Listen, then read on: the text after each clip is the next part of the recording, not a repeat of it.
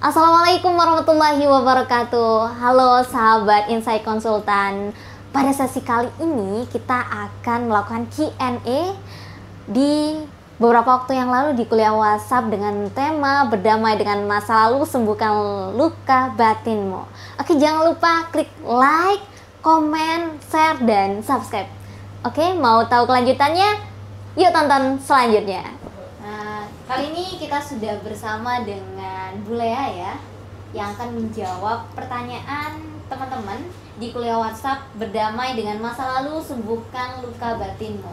Oke, langsung saja. Pertanyaan pertama dari Anis Prabowo. Bagaimana cara kita untuk mengurangi sikap temperamen ketika ada masalah? Kemudian, bagaimana cara kita untuk melawan diri dari sikap menunda-nunda dan malas dan bangkit dari hal tersebut? Bisa dijawab? Oke, berarti ada 2 poin, poin A dan poin B. Poin A dulu berkaitan dengan mengendalikan sikap temperamental, ya. Harusnya bisa kita gali lebih dalam ya, temperamental yang dimaksudkan itu apa. Make sure bahwa apa yang ada dalam persepsi temperamental menurut dia, Anis Prabowo, itu sama dengan secara general apa yang dimaksud dengan temperamental. Oke, langsung dijawab secara umum. Yang pertama tentu untuk mengendalikan sikap temperamental adalah latihan pengendalian diri is a must, pasti harus dilakukan. Gimana caranya? Yang pertama adalah catat semua peristiwa atau situasi atau masalah apapun yang menyebabkan dia memunculkan sikap temperamental itu. Kemudian yang kedua adalah catat semua respon yang selama ini dia anggap sebagai sikap temperamental ketika menyikapi suatu masalah. Semua, apapun itu yang dia munculkan dianggap sebagai sikap temperamental, itu dicatat semua. Kemudian yang ketiga adalah evaluasi dampaknya. Apa sih yang terjadi ketika dia memunculkan sikap temperamentalnya itu? Semua dampak apa saja dicatat.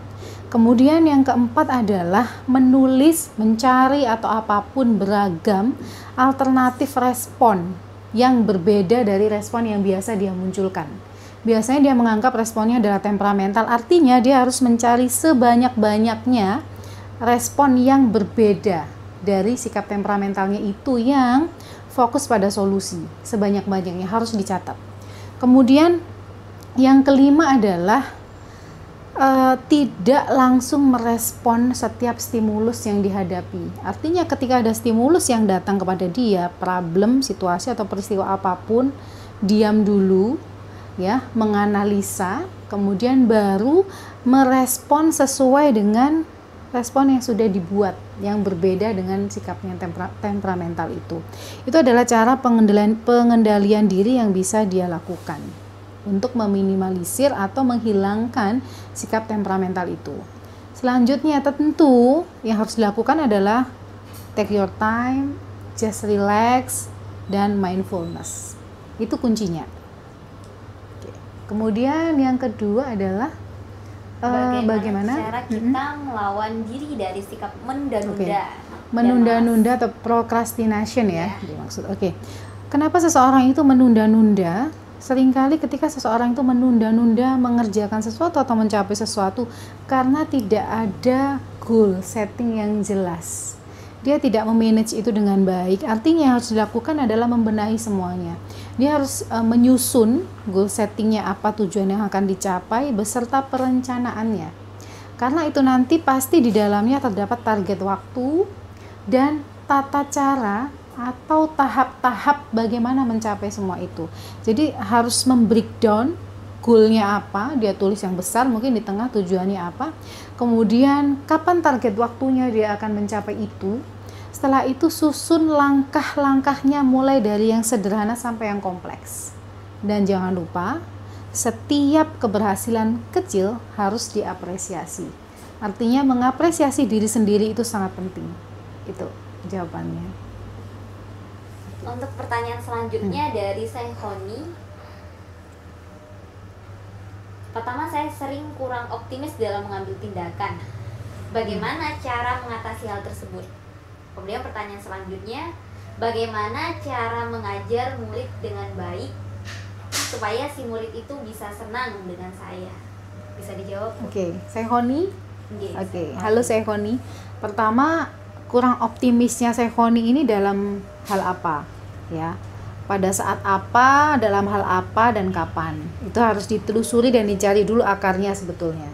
Nah, kemudian setelah itu sebetulnya kurang lebihnya mirip dengan yang penundaan tadi ya, karena penundaan di dalamnya juga ada unsur kurang optimis.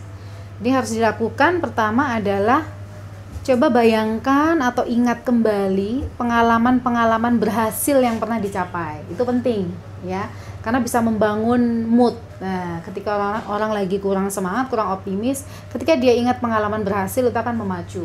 Itu yang bisa dilakukan pertama. Nah, kemudian yang kedua adalah tetapkan tujuan dan target yang harus dicapai. Jadi memacu diri sendiri, kapan ini harus diselesaikan. Dengan begitu akan lebih terjaga dan semangatnya atau energi yang dicurahkan juga sesuai dengan target yang akan dicapai. Dan lakukan mulai dari langkah yang paling sederhana sampai yang kompleks. Artinya mulai saja melangkah dulu, mulai aja melangkah dulu. Mulai dari langkah ringan, langkah kecil sampai ke yang kompleks. Dan jangan lupa selalu apresiasi pada dirimu ya atas pencapaian apapun yang sudah didapatkan. Sekecil apapun tetap harus diapresiasi. Itu ya Sehoni. Ada lagi ya tadi ya. Iya. Yang kedua, iya, yang kedua tentang bagaimana mengajar supaya murid menjadi senang. Oke. Berkaitan dengan mengajarkan materi sebagai penyaji dan segala macam, penting yang harus diperhatikan Sehoni adalah karakteristik audiensnya, ya. Siapa yang akan diajar itu, usianya berapa, jenis kelaminnya apa, tingkatan pendidikannya ada pada tahap apa, itu penting harus diperhatikan. Kemudian setting ruangan seperti apa, mungkin luasnya, kemudian fasilitas yang tersedia di sana gitu. Sehingga itu memudahkan kita menyampaikan materi dengan cara yang lebih baik. Nah, kalau tadi yang dibahas adalah murid, artinya anak-anak sekolah. Jadi Sehoni harus mempertimbangkan dulu murid yang diajar ini berada pada tahap perkembangan apa, dia usia berapa, ya. Karena perbedaan perkembangan kognitif seseorang akan membedakan bagaimana cara dia belajar. Kalau misalnya, andaikan misalnya mengajar murid TK, tentu berbeda dengan mengajar SMP. Kenapa demikian? Karena anak-anak TK tahap perkembangan kognitifnya berada pada tahap fase yang operasional konkret. Sehingga cara mengajarkannya harus diberikan contoh sehingga mereka mengalami sendiri. Ya, mungkin dia mencoba, melihat dan segala macam. Kalau misalnya dipakai metode ceramah, tentu ini nggak nyambung ya, akan membuat mereka jenuh, dan ketika jenuh itu materi yang diajarkan itu nggak masuk dan tidak tersimpan pada memori mereka. Kemudian selanjutnya adalah kuasai materi yang akan diajarkan. Tentu semakin expert pada bidang itu, seseorang akan semakin percaya diri ketika dia mengajarkan itu. Demikian juga Sehoni harus terus update dan menempa diri supaya lebih expert di bidang materi yang akan diajarkan. Kemudian kalau kita mengajarkan sesuatu, ada 3 poin yang harus dipegang. Yang pertama adalah opening, kemudian yang kedua adalah konten, yang ketiga adalah closing. Ya, ketika mengajar demikian, perhatikan opening. Ketika mulai masuk pembelajaran, jangan langsung dikasih pelajaran. Artinya bangun mood dulu, ya, supaya semuanya nyaman. Apa caranya? Bisa dengan jokes, kasih yang lucu-lucu gitu ya, bercanda, atau bergerak, bermain, bernyanyi, bertepuk tangan dan segala macam, sesuaikan dengan usianya. Kemudian selanjutnya baru masuk ke konten, inti materi, ya, isi materi inti yang akan diajarkan apa. Nah, setelah itu closing. Closing juga jangan langsung demikian selesai pelajaran hari ini, tidak demikian Sehoni, tetapi harus di closing dengan yang fun. Misalnya ada nyanyi dulu, tepuk tangan, gembira dan segala macam. Baru ada sedikit review tentang konten yang diajarkan tadi sebelum di closing. Itu kuncinya. Tapi saya pikir itu untuk Sehoni. Oke, pertanyaan selanjutnya adalah dari Faik. Pertanyaan pertama, gimana cara mengendalikan emosi agar tidak terlalu tampak kalau sedang emosi? Kayaknya udah kejawab ya Bu ya. Itu mirip sama bagaimana mengendalikan sikap temperamental. Sama. Oke, bisa dilihat di awal ya tadi. Kemudian yang kedua, gini. Terus menurut Ibu, jika kita seorang pelajar dan sudah punya calon pendamping, pacar lah kayak gitu ya. Nah, itu benar nggak sih juga mengakibatkan konsentrasi kita menurun, kurang fokus terhadap cita-cita kita. Sedangkan ada sebagian orang yang mengatakan bahwa jika ada penyemangat selain orang tua, pacar tadi, maka kita lebih semangat untuk menggapai cita-kita. Lantas gimana yang harus dituruti? Itu yang kedua. Yang terakhir, saya seringkali panik banget jika sudah mendung, apalagi turun hujan. Mungkin karena sering ada banjir dan sebagainya. Tolong dong cara mengatasinya gimana itu. Oke. Yang pertama tadi, poin pertama mirip dengan yang sebelumnya ya. Jadi bisa cek jawaban yang sebelumnya berkaitan dengan sikap temperamental. Kemudian yang poin ketiga yang berkaitan dia ada panik sebentar. Dia panik dengan banjir dan segala macamnya itu, kita harus cek dulu, kita harus assess dulu apa yang terjadi, apakah ada trauma atau peristiwa apa, sehingga harus ketemu ya kita. Siapa tadi namanya? Faik, kita harus ketemu ya Faik ya. Faik bisa datang ke sini, kita bisa bikin janji, nanti kita bisa lakukan penanganan di sini di kantor kami di Klinik Insight. Kemudian yang kedua berkaitan dengan pasangan, pacar ya? Iya, nah, ya gitulah ya. Kalau misalnya sekarang ini lagi terkenal kata-kata bucin ya, ngerti nggak sih ya? Nah, bucin. Nah kalau bucin ya pasti semuanya jadi nggak produktif ya, karena pikirannya fokus ke sana. Oke. Ada yang ketika menjalin relasi dengan orang lain, dengan lawan jenis katakanlah, bisa menjadi lebih semangat, lebih produktif. Nah ini yang patut digarisbawahi, ini yang bagus. Karena bisa membangun ya, saling support, saling membangun, saling menumbuhkan potensi gitu. Tetapi kalau yang bucin tadi akhirnya nggak bisa apa-apa, malah malas, mungkin suka bolos, akhirnya ngerjain tugas, pikirannya cuma tertuju pada si dia, artinya ini yang harus ditinggalkan. Ini artinya hubungan yang tidak sehat. Jadi leave toxic people dalam hidupmu yang menyebabkan kalian itu tidak produktif. Kenapa? Karena masa muda nggak akan datang kedua kali. Pergunakan dan siapkan masa mudamu sebaik-baiknya. Itu kembali ke karakteristik pribadi masing-masing ya. Kalau dia bisa mengendalikan diri dengan baik, dia punya goal, dia punya tujuan hidup, cita-cita yang harus dicapai. Kalaupun ada orang yang datang silih berganti, datang dan pergi, tidak akan mempengaruhi, malah membuat dia semakin produktif dan semakin banyak belajar. Itu aja. Oke, untuk pertanyaan selanjutnya adalah dari Iva Khairunisa. Bagaimana cara mengurangi overthinking terhadap sesuatu? Terhadap sesuatunya apa? Tidak disebutkan, Bu. Overthinking terhadap sesuatu dari Iva ya. Oke. Kenapa orang bisa overthinking kepada sesuatu? Bisa jadi dia terobsesi terhadap hal itu. Nah, obsesi yang berlebihan terhadap sesuatu hal, hati-hati ya. Kita harus cek kenapa seseorang terobsesi dengan sesuatu hal itu. Bisa jadi itu adalah overkompensasi ya, bisa jadi begitu. Nah Iva mungkin harus ketemu ya kalau seperti itu. Tapi secara general, kenapa seseorang itu overthinking, artinya dia punya ekspektasi yang berlebihan terhadap sesuatu atau ekspektasi yang tinggi terhadap sesuatu, dan biasanya diiringi dengan cemas ya. Cemas kalau misalnya itu tidak tercapai. Tetapi semakin berlebihan dia obses memikirkan hal itu, semakin jauh dari perwujudannya karena tidak dilakukan eksekusi. Artinya bisa jadi banyak ide-ide yang muncul dalam pemikirannya, tapi dia tidak mengeksekusi itu, tidak ada action. Jadi artinya membuat dia terus berpikir. Caranya coba Iva tuliskan ya. Yang difikirkan itu apa, dituliskan semuanya secara lengkap, secara detail. Kemudian Iva mulai mencari apa langkah yang bisa dilakukan dari langkah yang paling sederhana, dari yang sederhana sampai yang kompleks. Ditulis aja semua. Nah, begitu udah ditulis, coba lakukan satu langkah dulu aja yang sederhana ya. Kemudian baru apresiasi diri. Berhasil melakukan satu langkah sederhana, apresiasi diri, dan demikian seterusnya. Oke. Next. Muhammad Abdul Rizal. Pertanyaannya gini, masa lalu adalah sebuah ekspektasi nyata yang tak akan mungkin kembali.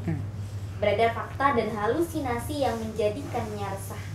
Apakah mungkin masa lalu adalah sebuah ketidakpastian yang akan membuat manusia hancur di masa depan? Atau malah menjadi tangga kesuksesan yang membawanya sampai ke jalan yang dituju? Cuman itu aja, Bu, pertanyaan. Dari siapa? Dari Muhammad Abdul Rizal. Muhammad Abdul Rizal. Dari pertanyaannya nih tipe Kayak orang yang pernyataan gitu, Bu. Iya, tapi dia cukup bagus ya merangkai kata-kata atau kalimatnya ya. Oke, puitis lah, lumayan puitis.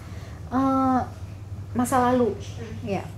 Jadi masa lalu itu bisa berdampak baik bagi seseorang, bisa juga tidak. Kembali kepada konsep diri dari masing-masing orang. Ya, kalau konsep dirinya positif, artinya cara pandang terhadap dirinya itu bagus. Apapun semua peristiwa yang menyertai kehidupannya itu akan menjadi tempaan, dan karena tempaan itu akan membuat dia jadi bangkit, dan next ke depannya dia jauh lebih baik karena dia berbenah.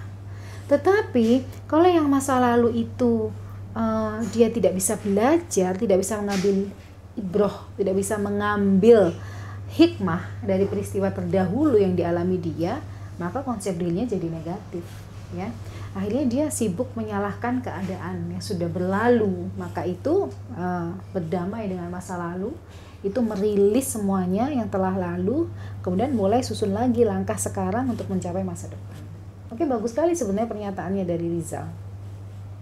Next. Masih banyak ini pertanyaannya? Lumayan. Pertanyaan selanjutnya dari Mita. Ya. Jadi gini, zaman sekarang ini orang-orang di Indonesia perlahan sudah mulai aware dengan yang namanya mental illness. Informasi tentang mental illness juga sudah banyak tersebar di website, YouTube, dan lain-lain. Bahwa pengaruh baik karena bisa membuat kita sadar akan kesehatan mental. Tapi juga tak jarang muncul self-diagnose. Pertanyaannya, gimana sih caranya menghilangkan pikiran agar tidak self-diagnosa, walaupun memang tanda-tanda mental illness ada dalam diri kita? Sebelum mengunjungi tenaga profesional. Jadi preventif dulu. Itu banyak terjadi ya. Kadangkala ada yang datang kemudian mengatakan, "Bu, saya schizophrenia." Itu siapa yang mendiagnosa? Padahal untuk mendiagnosa itu ada tata laksananya gitu ya. Precipitating eventnya, kemudian berapa lama itu muncul dan sebagainya. Mereka self diagnose karena membaca dari internet, karena informasi kan sangat banyak ya.